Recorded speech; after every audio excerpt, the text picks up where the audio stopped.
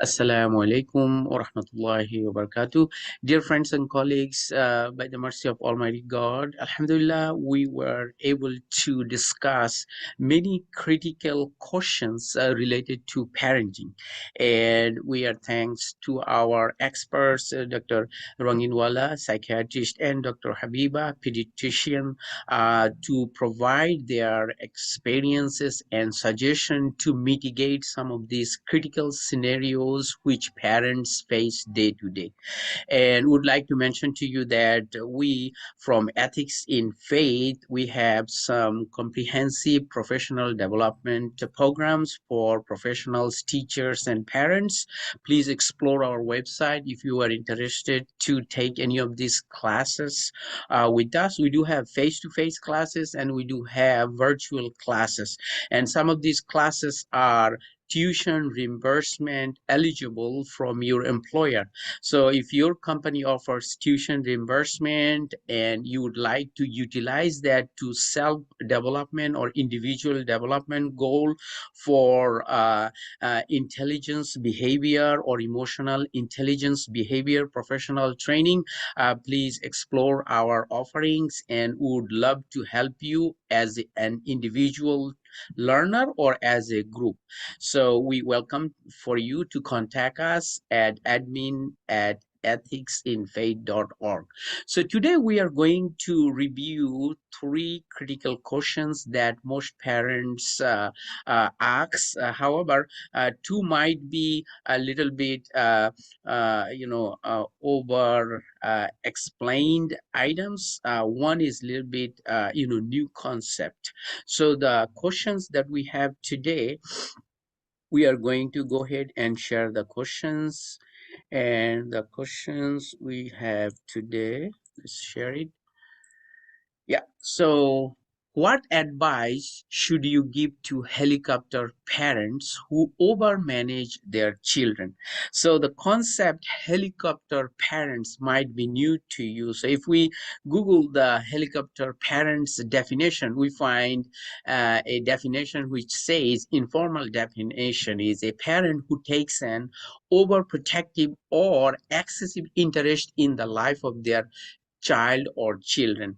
So we are going to let our experts, first we have Dr. Najib Ranginwala is going to provide us some recommendation and suggestion for parents. So Dr. Ranginwala, would you please go ahead and help us to understand helicopter parenting and how should we limit ourselves not to get too much nosy into our child's day-to-day activities, so they feel like we are overprotecting them. Thank you very much for inviting me. It's a great topic. I think so. All three questions boil down to the same concept. So, I can answer all three pretty much the similar way because it breaks up into the same concept. Okay. So, this is the new terminology which is usually used nowadays in helicopter parents.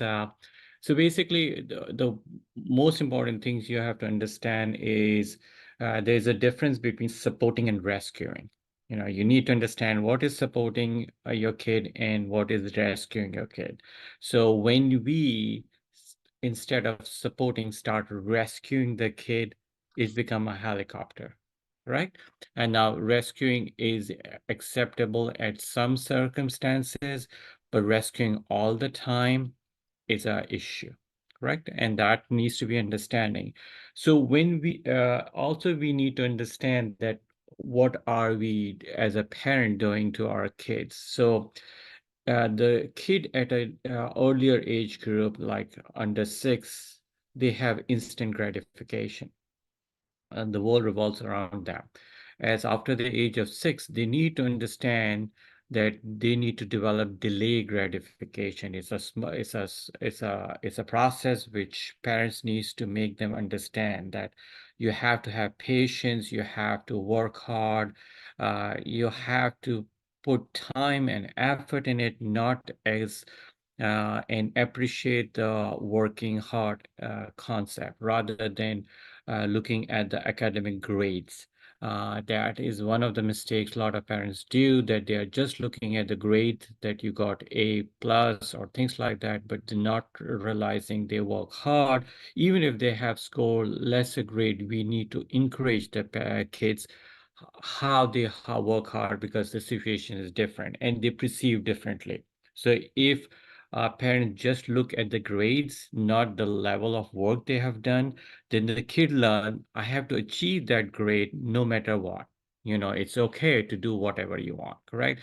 That's a wrong concept. You should always encourage to work hard efficiently and appreciate that work hard, even if it's a lesser grade. You look at the value and effort they have done. There's not all the time they will score the highest grade, but the effort works hard. If you're encouraging and helping them in the working hard concept, that will last longer. But if you encourage them to have only the grade letter like A plus and A, and not looking at them, they will start looking at other ways to get a grade A level, and that may be normal way or abnormal way, because they don't care, because the parents wants A level grades. So they may do other things to achieve the A grade level, and it's a wrong concept for parents uh, to encourage the kids to do that level. Yes, you are encouraged to bring the kids to a higher level, but appreciate their working hard level of concept. So that's one thing to keep in mind. So what has happened nowadays is that people have instant gratification, especially the kids have instant gratification. So they loses the critical learning and thinking. They loses the tolerance because you have instant gratification. The goal is delay gratification. They need to understand the delay gratification, that you work hard, you should put all your effort to work hard effectively and find the mistakes. If even if you work hard and unable to achieve, you need to work on it, that why you are not able to achieve. This is the critical concept they need to develop. If the parents come all the time helping them, and they don't learn it, then they will have problem in colleges and other levels also, because they will always depend on the parents to support them to come up with the answer. The kids needs to understand to come up with the answer why I was not able to achieve, even I work hard, and think positively, develop tolerance, have a better planning, and the parents need to support them, correct? And that is a very important concept. Unfortunately, our parents are short of time or other reasoning, and they're looking at the value of grades as a number or letters rather than the effort they do. And that gives a wrong concept to the kid. So in the academic setting, what we have seen that the objective grades should be focused on the working hard. That should be the one rather than the grade, what it is. So if the kid is not doing well and they are pushing it and going all the way to make sure that the grade comes, that and not asking the kid, you are not learning teaching the kid the right way. You have to communicate with the kid and find a solution. They may be because you you make a clapping sound with both the hands. So you need to engage with your kid, try to understand what are the shortcomings. Maybe there is some reason from the kid point of view, and you need to understand that. And then you need to understand where they're going and where they're learning, and involve them in the process of learning. So involving means how they can do something better to achieve that goal, and they should be part of the process of achieving the goal, not go to this teacher, go to that teacher, or I can help you this way. If they have not done homework, let me help you to do the homework. If they forget to give the homework, you go and fetch the homework and give it to the teacher, so they don't get poor grades because it was not submitted. These are all bad habits given by the parents, because I understand these are the things parents want the highest grade to achieve those things and things to be done, but then it gives the kid leeway that if even if I don't, my parents will come and help me, right? Or they will find ways to help me. The kid does not think how to work the problem. They're relying on the parents to do that. That's a wrong behavior you're teaching the kid. And as they grow up in a higher grade, the complexity of learning get harder and harder. The teacher expect here the kids to come up with a solution, and when the teacher expect the kids to come with a solution for a lot of problems, they are far behind as compared to the kid who has learned this phenomena from the beginning, that you have to find the reason from yourself and then work with your parents to get the answer rather than relying on your parents to get the answer. So this is very important concept. The parents needs to understand helping the kid is good, but you need to work with your kid rather than be all over the place and become a helicopter parents to help them rather than they learn how to do that. So this is the academic setting. Then in the social setting, we have seen the same thing, that if the kid is unable to make friendship with their colleagues and things, the parents comes in and help to make it easier for the kids to make friendship, or they find parents with the kids who are similar age group, similar academic, and trying to mingle as much as possible so the kid does it. So the kid does not learn how to present to a person who are 2 years older or 2 year younger and work it out to develop a good friendship. Correct. So when they don't develop, they will be handicapped in that way that they will be behind. Let me take away the handicap word. They will be behind in social interaction when they come to somebody who's senior or junior. They will be shying. They will be more anxious to talk to them because they didn't learn the phenomena by themselves, because a parent helped them to do that. These are the some things which a parent needs to understand to push the kid do that. And if they have a problem, work with your kid to facilitate rather than you jump into and create the environment so it's easier for the kid to do that. So this is the another social dilemma they go through it, where parents are working as a helicopter parents to do that. And same thing goes with other features in their life also. Other thing which comes up is electronic gratification. You know, we have so many smartphone, iPad, iPhones, and that gave them instant gratification. So now they don't want to work hard in that way of looking into the books and finding things.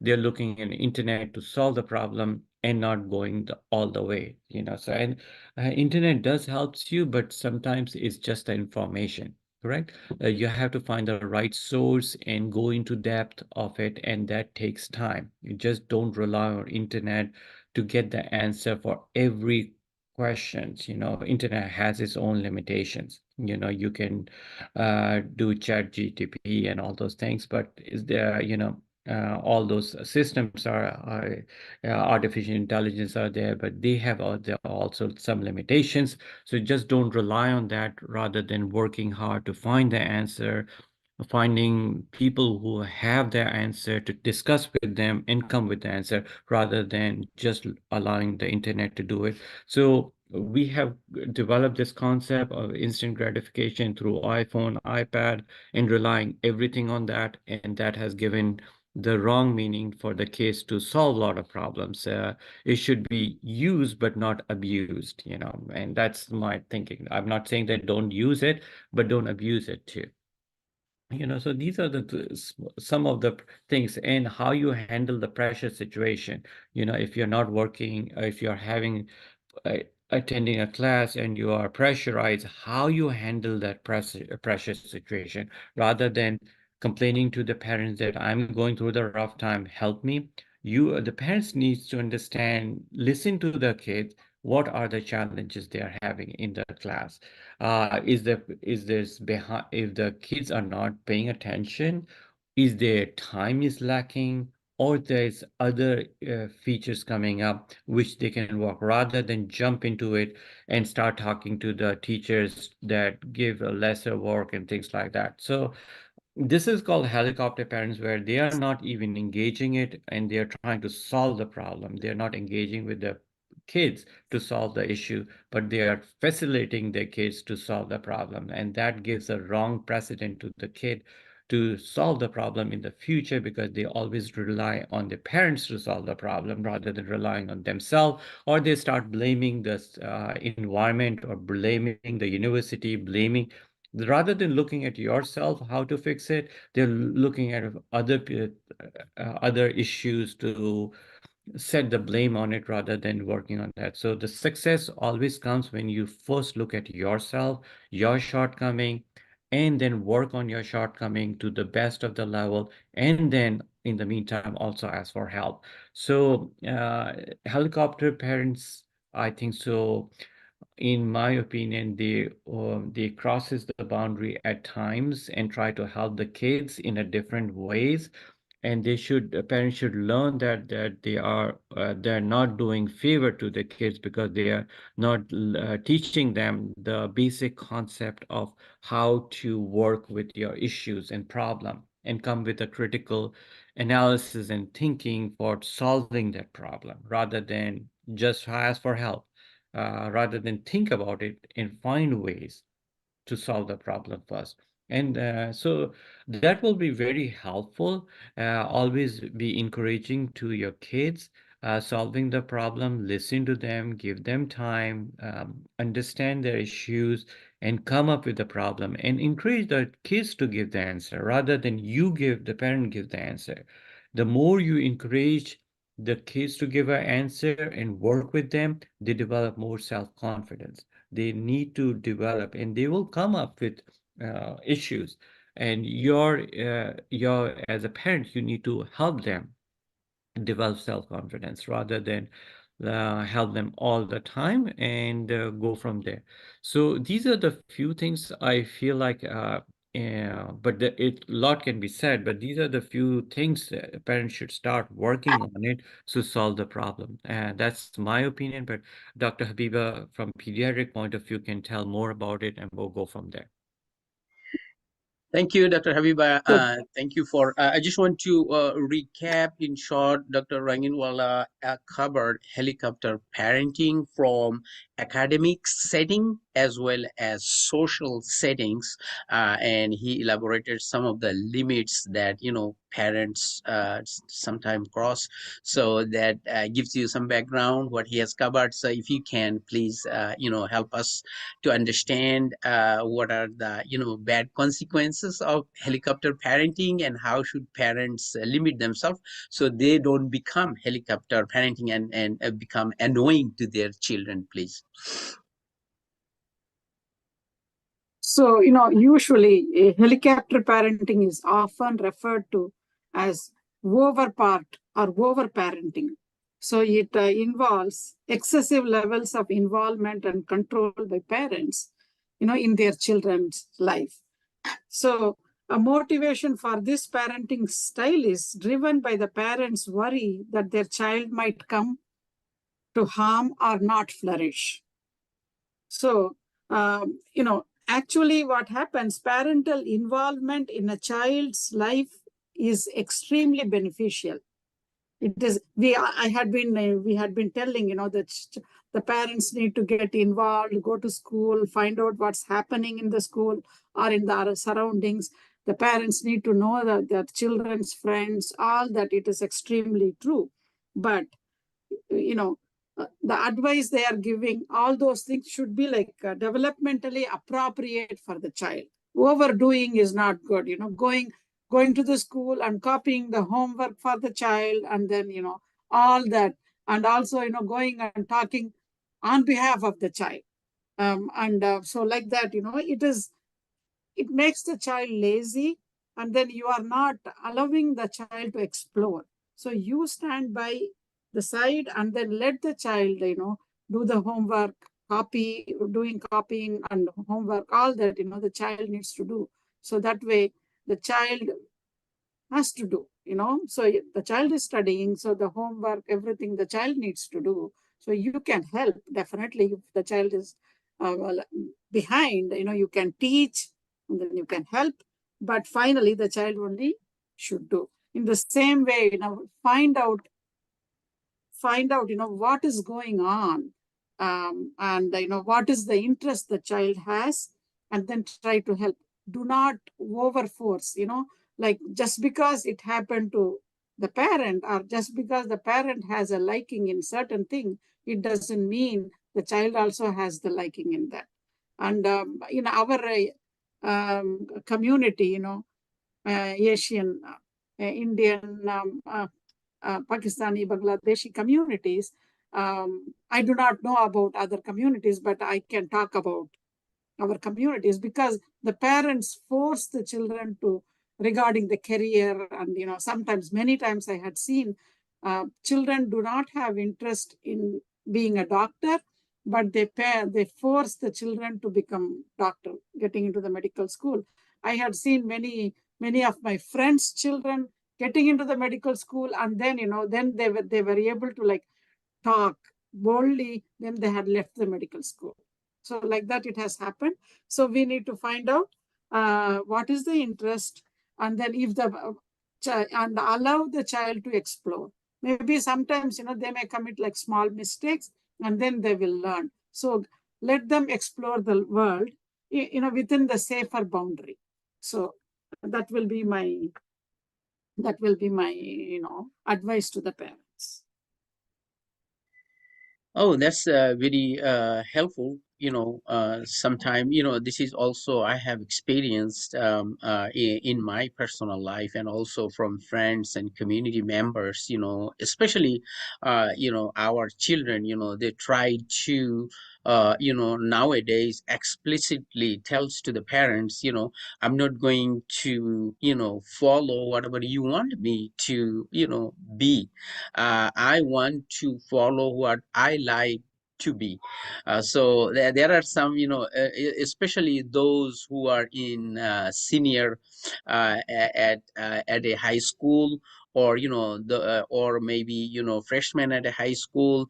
Those have gone to different educational seminars, and more exploratory educational programs. They are a little bit more advanced to letting their parents know, I don't want that. So they are more open nowadays.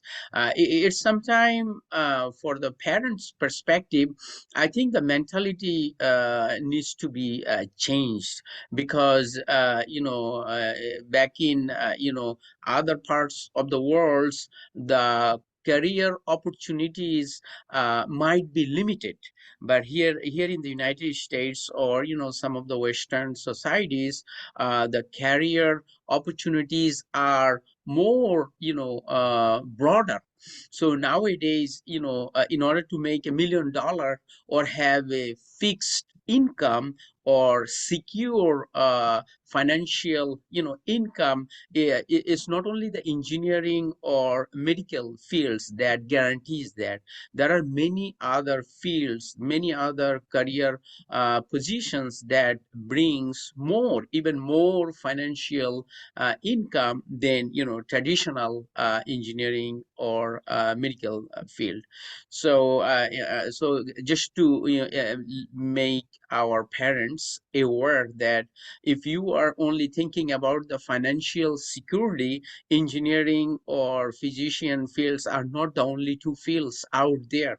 There are many other fields, business, and there are lot of new careers coming in, which will allow children to explore, be happy, at the same time have a sound source of income for them and for their next generation. So just I wanted to share that.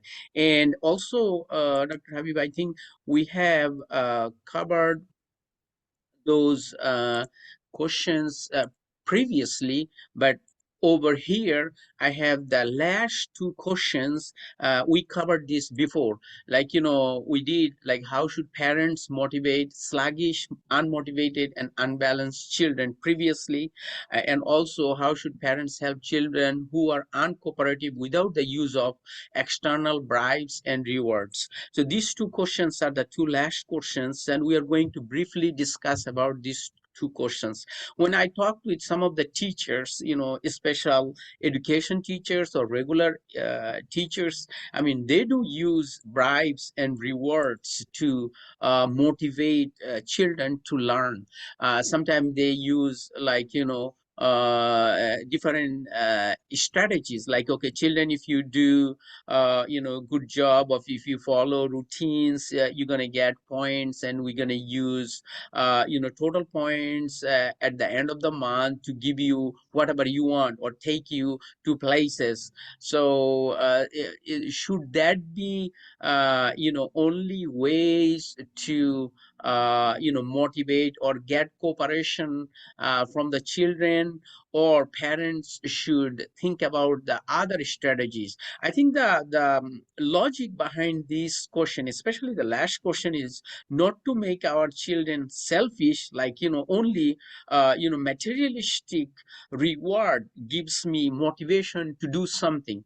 So there are some philanthropic work, volunteer work, where we don't subject to get financial or materialistic benefit out of doing it.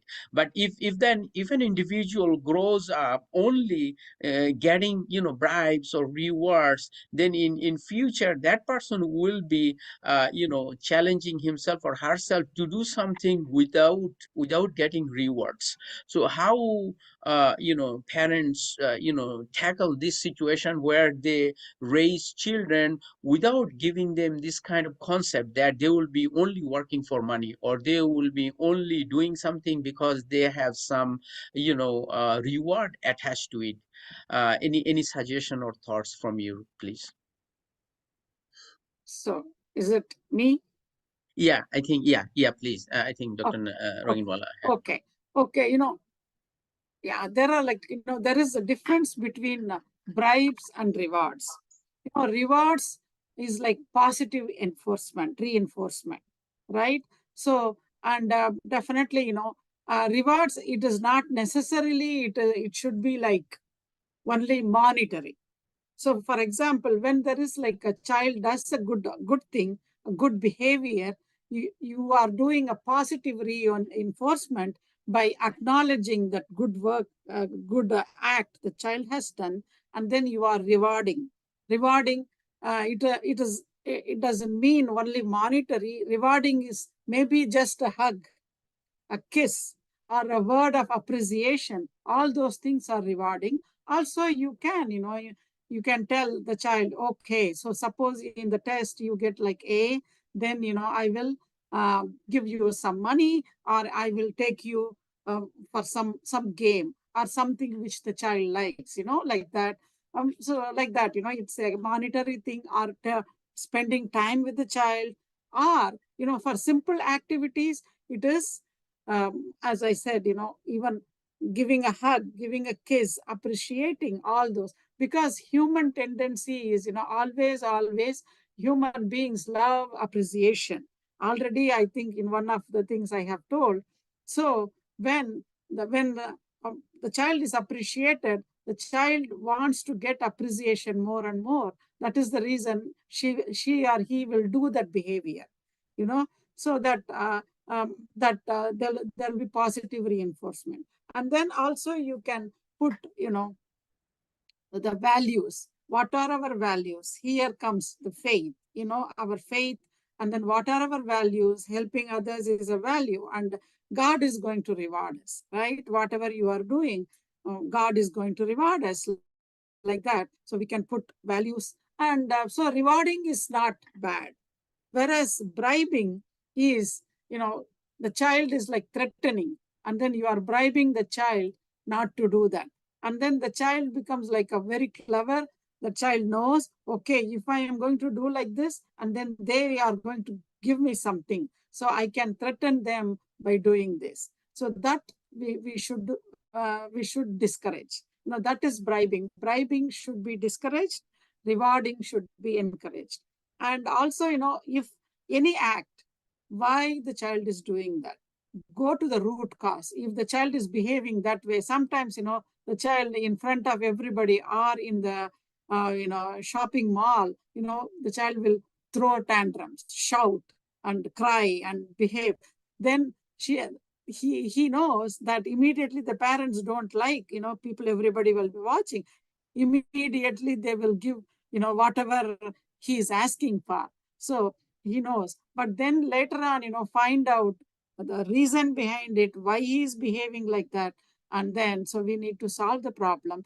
And when he is, as I used to tell, when the child is in a listening mode, sit down and talk to him. At that time, we can tell the values. If the child has the tendency to understand, like an 8-year-old, understand means the values, and you should not behave this way, why they are telling, and also make them understand the parents love the children, and then they do things only in the best interest of the children. So that communication should be there. And so rewarding is good, whereas bribing is not good. Yeah, that makes Okay.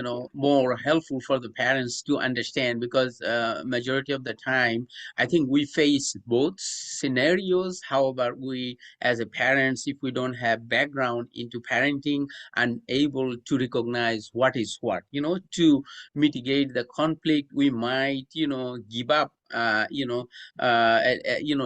the child win some situation, like you said, for face saving in the public or other areas, because parents don't have that much time or patience. Oh, he or she wants this, let's go ahead and give it, and let's resolve the issue. But I think as we know more, we would be a little bit more strategic in our decision making, and then we would have our techniques to bring the child into a cooperation deal, so they will understand as well. And I think the question number 11 was, how should parents motivate sluggish, unmotivated, and unbalanced children? You did previously talk about this question when we address the other uncooperative childs, like for example, how should parents discipline uncooperative or moody teenagers? But as far as for this question number 11, we have 2 more minutes. Do you have any last suggestion for the parents?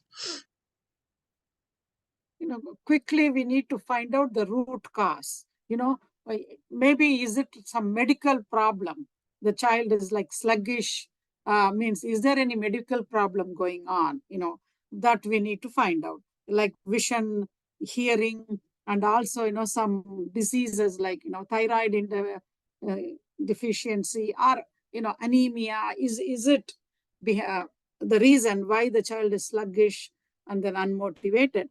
So first medical problem, then then mind, mental problem. Is there any mental problem going on which makes the child to behave that way? So try to find out the root cause, and we need to overcome that problem Yeah, I think that's very helpful, because in a nutshell. majority of the time as a parents, when we see those kind of behaviors from children, we don't think about the medical problems. We think, why the child is doing this kind of behaviors. And let's say we take them for annual physical exam, and report comes everything looking good, and they are in a good shape.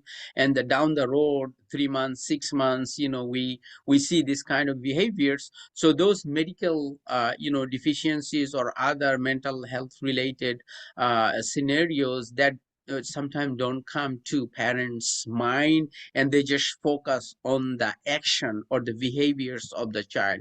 So it is very good recommendation for parents, always thinks the root cause, try to identify the root cause. Is it just only one time child is doing it, or is become a pattern or trend for the child is doing same thing over and over again? And that's when we probably need to get help from the pediatrician to reevaluate them, because they might have, like you said, anemia or thyroid issues or other mental issues that might come during the time their last checkup, so they can reevaluate them and make sure they are healthy before we conclude something on the child's behavior.